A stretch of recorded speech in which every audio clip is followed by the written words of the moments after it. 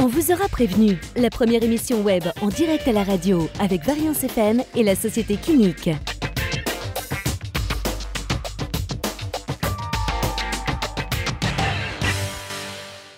Alors bonjour et bienvenue dans On vous aura prévenu, l'émission en direct à la radio et en rediffusion le lendemain en vidéo sur YouTube. Alors exceptionnellement, cette semaine, c'est pas une émission que vous allez pouvoir retrouver, mais bien 6 émissions, du lundi au samedi. On est en direct de l'hôtel Kyriat Prestige de Clermont-Ferrand à l'occasion du 39e festival du court-métrage. Et on remercie également nos partenaires, qui est Kyriat Prestige, Fan Auvergne, la société Kinic et Variance FM. Ils sont essentiels au bon déroulement du festival et dans la sélection des courts-métrages primés. Ce sont les plus jeunes membres du jury que nous avons le plaisir de recevoir, 2 jurys étudiants. Alors il y a Maria Savranina, bonjour. Bonjour. Et Tristan Gros, bonjour. Bonjour. Alors vous êtes donc membre du jury national étudiant. Comment s'est déroulé votre recrutement ? Ils ont diffusé des appels à candidature un peu partout, mais surtout dans des lieux accessibles aux étudiants comme des facultés.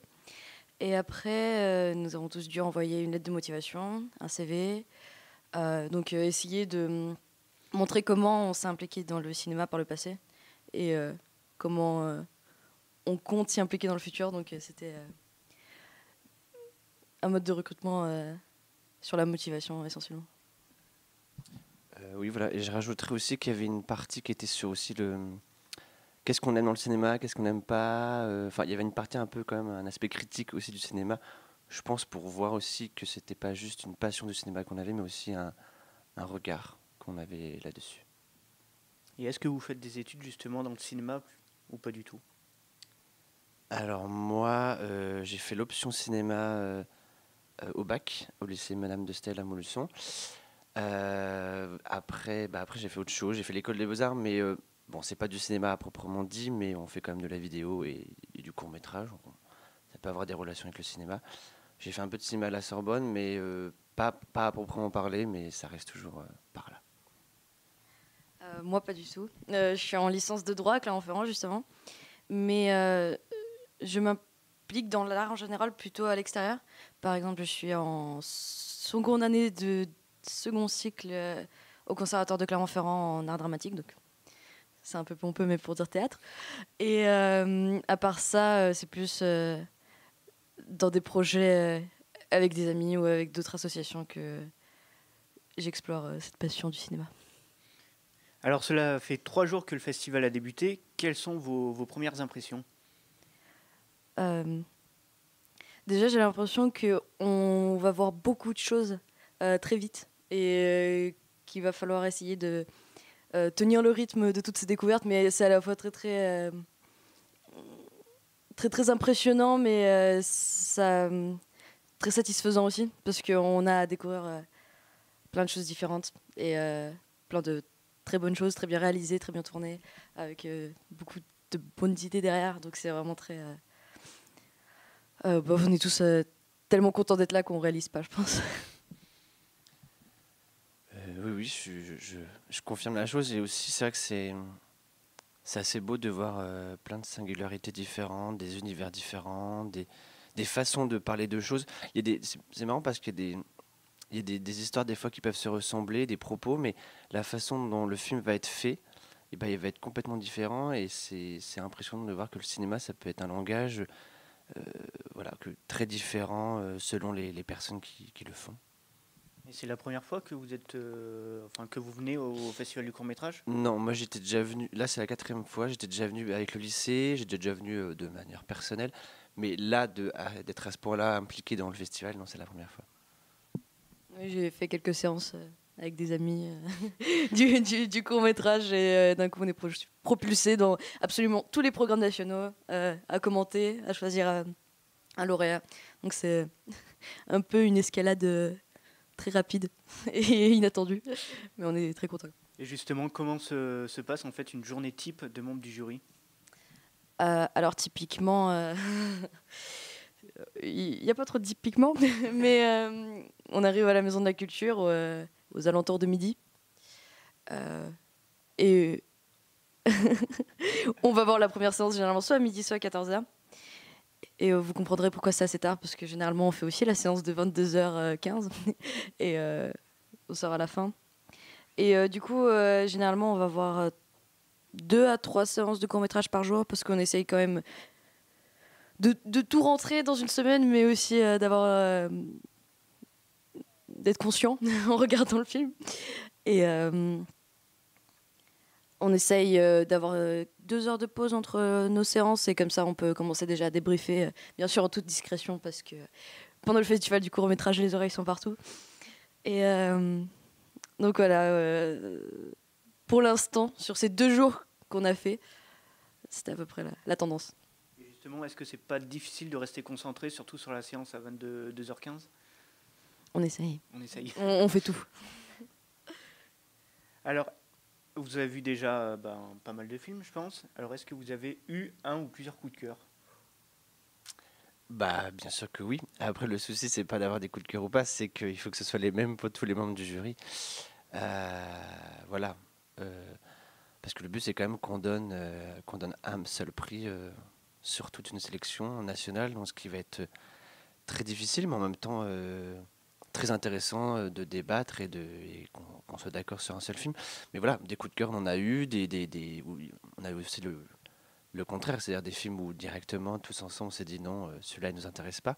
Mais on a quand même, même s'il y a des coups de cœur et des films qu'on n'a pas aimés, la chose, c'est que quand même, il y a une grande qualité cinématographique et que il n'y a pas un film où je me dis mais qu'est-ce qu'il fout là. C'est quand même des films où même si on n'a pas aimé, il y a quand même une grande qualité artistique qui est là. Et voilà, c'est juste qu'après, il y a aussi des affinités sur des films. Mais de toute façon, on aura toute la journée de jeudi, toute la journée complète, pour pouvoir, en toute diplomatie, imposer notre film préféré aux autres et les convaincre que c'est bien lui qu'il faut primer. Donc avec beaucoup de diplomatie, oui, on va essayer de faire ça. Alors, est-ce que vous deux, est-ce que vous êtes engagés à côté de cela dans une association autour du cinéma ou pas du tout ? Oui. Oui, j'ai eu la chance, l'honneur, très difficile à mesurer, de rencontrer l'association KTB Liber, KTB en 3 lettres, KTB, et avec lesquels j'ai pu faire plusieurs projets très sympas. Par exemple, on avait tourné un documentaire sur le marché de Noël de la Softa, qui était très passionnant. On aura un projet de long métrage cet été qu'on va filmer à partir du mi-juin, mais nous connaissant, qui sait. Et c'est une association qui à la base était une maison d'édition libre, mais qui a voulu s'ouvrir un pan de production. Et elle tourne autour de Cyril Gaulier, Romain Marchand et Alexandra Vogel. Excuse-moi Alexandra, mais je ne sais toujours pas prononcer ton nom de famille. Et du coup, voilà. Et, j'aime beaucoup ce qu'ils font et j'aime beaucoup comment ils le font. Parce que quand on ouvre le cinéma à tout le monde et qu'on donne une chance à tout le monde, il se passe des choses incroyables. Voilà. Alors moi, une association de cinéma, pas forcément, mais après, j'ai toujours eu une pratique du court-métrage ou avec des étudiants ou avec des amis. Donc là, en ce moment, pas forcément, c'est plus le théâtre, parce que du coup, je suis en master théâtre à Bordeaux, mais bon, je sais que dans 1 an ou 2, le cinéma reviendra d'une façon ou d'une autre. Donc justement, ma prochaine question, c'est est-ce que plus tard, vous allez justement travailler dans le cinéma, alors que ça soit dans la réalisation, scénariste enfin voilà, on sait qu'il y a pas mal de métiers qui tournent autour du cinéma. Est-ce que vous avez un métier en particulier qui pourrait être Oui, en fait, moi j'ai jamais réussi à me décider entre le théâtre et le cinéma. C'est pour ça que j'ai toujours eu tendance à faire des études de cinéma après des études de théâtre et vice versa. J'ai l'impression que je me déciderai jamais. Donc moi en fait c'est la mise en scène qui m'intéresse énormément. Donc je sais pas, est-ce que je serai metteur en scène dans le théâtre, est-ce que je serai réalisateur au cinéma? J'aimerais bien faire les deux, on verra si le destin choisit l'un ou l'autre ou les deux. J'en sais rien non plus, mais apparemment, je sais plus quel auteur a dit ça, mais que c'est pas grave de savoir, de ne pas savoir ce qu'on veut faire à 20 ans, et j'en ai 18 d'ailleurs, parce que la plupart de mes amis ne savent pas ce qu'ils veulent faire à 40 ans. Donc on va essayer de suivre, de faire des choix selon ce qu'on aime, et on va bien atterrir dans un endroit pas trop, plutôt sympa. Merci en tout cas d'avoir accepté notre invitation et bon festival. Merci de nous avoir invités. Merci à vous.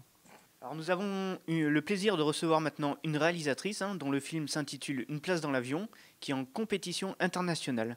Khadija Tousso, bonjour. Bonjour. Alors pour commencer, est-ce que vous pouvez vous présenter? Alors, je suis Khadija Tousso, je viens du Sénégal et j'ai réalisé le film Une place dans l'avion, qui est en compétition internationale à Clermont-Ferrand. Alors justement, le synopsis du film, c'est une station de radio qui annonce qu'un avion spécial à destination des États-Unis vient d'être mis à la disposition de tout voyageur désireux d'immigrer, sans aucune formalité ou contrainte, avec même un emploi, si je crois bien. Sauf que les places sont limitées, alors Moussa, qui a toujours rêvé de partir, lui, décide de tenter l'aventure. Alors pourquoi justement avoir choisi un peu un esprit décalé pour traiter un sujet beaucoup plus sérieux? Oui, c'est vrai. Auparavant, j'avais fait 2 films documentaires sur ce sujet et on a vu que le sujet est tellement dramatique. Sur les 2 films, c'était vraiment dramatique. Et pourtant, en racontant des histoires autour de nous, il y a eu quand même des aspects qui nous font rire à chaque fois. Et dans ce film, donc, c'est plutôt ce côté rêve. Quand je pars, qu'est-ce que je vais trouver? Je vais être bien là-bas, ça va être meilleur que ce que j'ai ici. Donc c'est sûr qu'on va rêver, c'est un peu, disons, rêve, quoi. C'est un peu décalé. Quand on rêve, c'est souvent décalé, en fait. On ne sait pas ce qui nous attend. Donc c'est pour ça que j'ai voulu utiliser de l'humour cette fois-ci pour traiter ce sujet. Alors justement, comme vous l'avez dit, vous avez traité ce sujet dans 2 autres courts-métrages.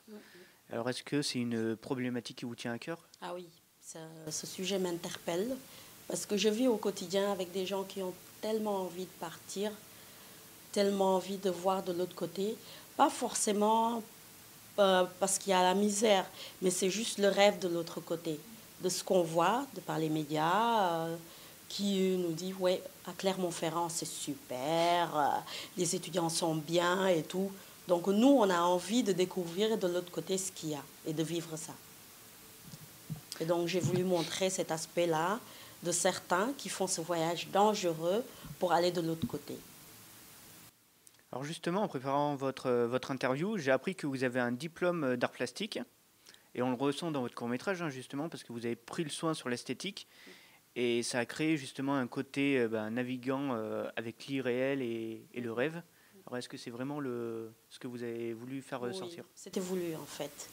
Ce que je voulais, c'était un univers qui est assez quand même naturel avec cette zone cette partie de l'Afrique. Parce qu'au Sénégal, c'est quand même un peu aride. Mais je voulais mettre les personnages vraiment en avant avec des couleurs vraiment flashy. Et peut-être même avoir un univers de dessin animé pour que ce soit plus décalé que... Je voulais faire le mélange des deux, en tout cas. Et justement, quelle fut votre réaction quand le film a été sélectionné au Festival de Clermont-Ferrand? Ah oui, très contente.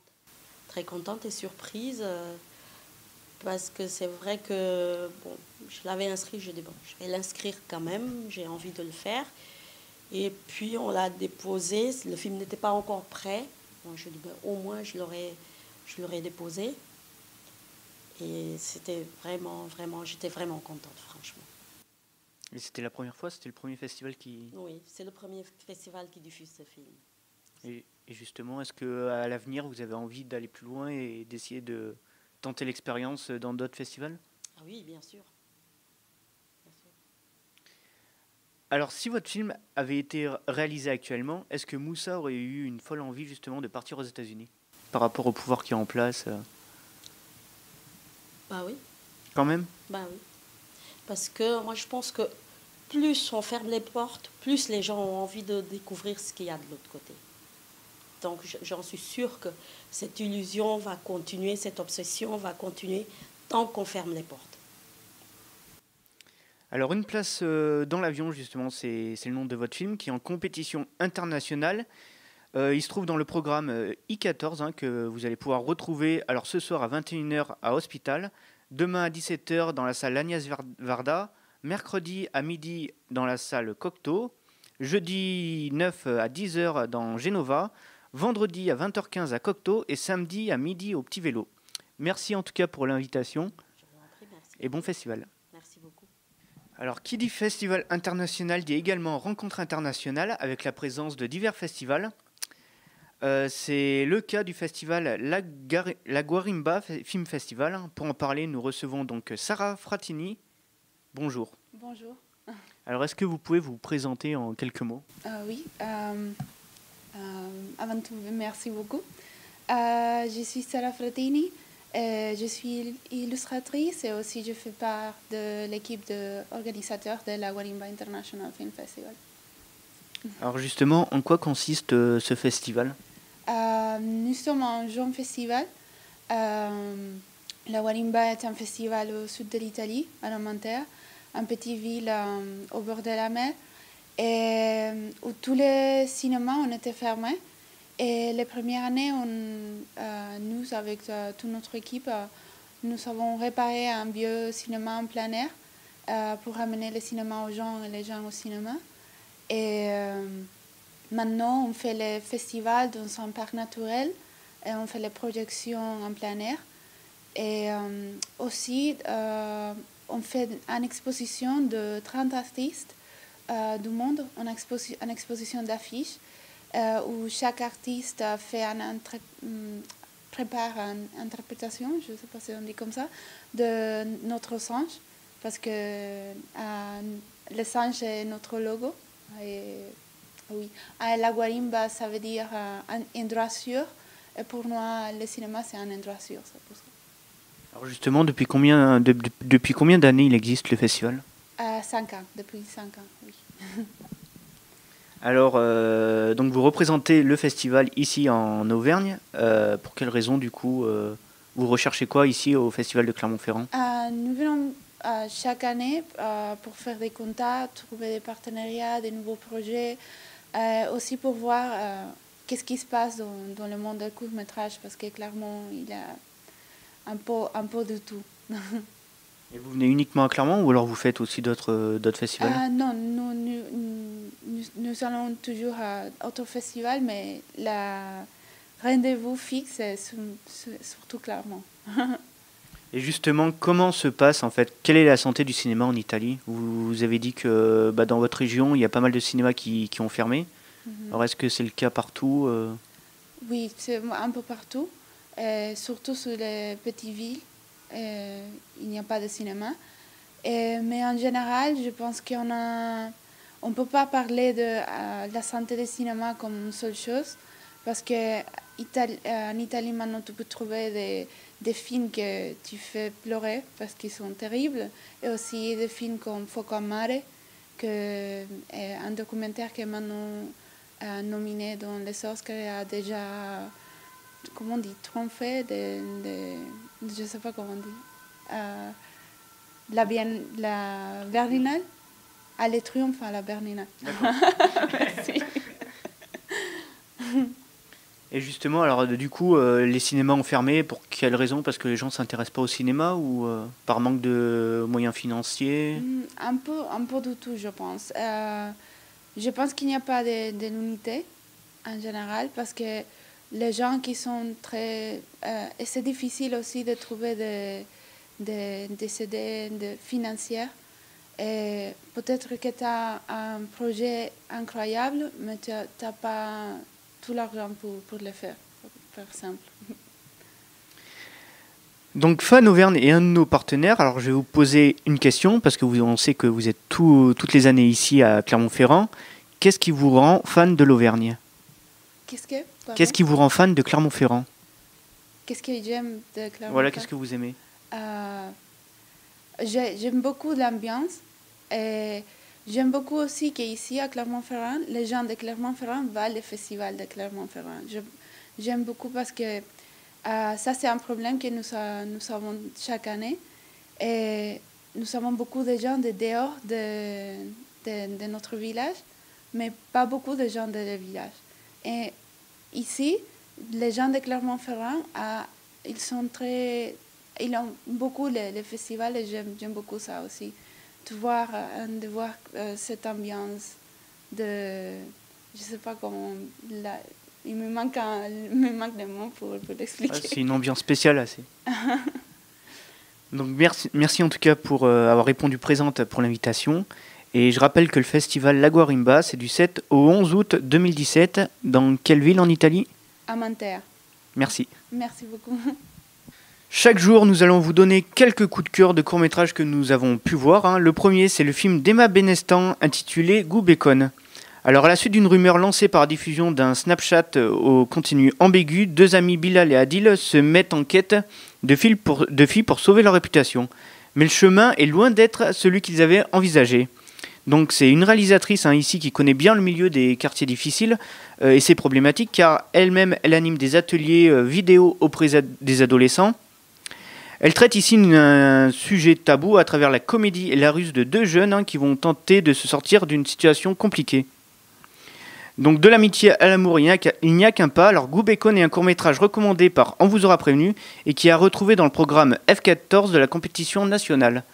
Donc il sera en diffusion demain à 14h au Rio, également à 19h dans la salle Agnès Verda, mercredi à 15h au Capitole U1, jeudi à midi dans la salle Cocteau, vendredi et samedi à 21h à Vian et à 17h à Vian.